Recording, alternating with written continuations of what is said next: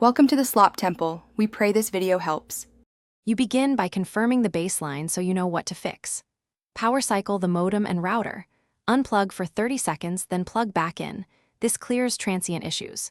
Next, connect one device via Ethernet and run a speed test to measure download and upload rates and latency.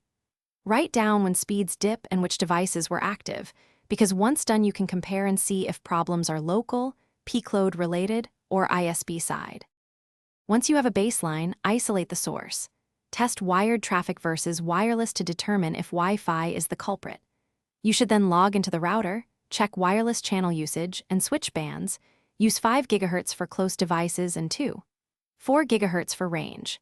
Make firmware updates to fix bugs, tighten co-S or bandwidth rules, and disable or limit background updates and streaming on busy devices so latency improves across the network.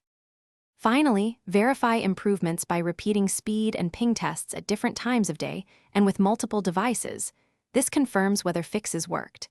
If latency or drops persist, call your ISP and provide the documented tests and times so they can check line quality. Make sure to explain the wired versus wireless results. Troubleshooting tip: swap in a known good modem or router. Hardware failure often mimics congestion, and that single test can save hours. Thanks for watching. Consider subscribing if we helped you.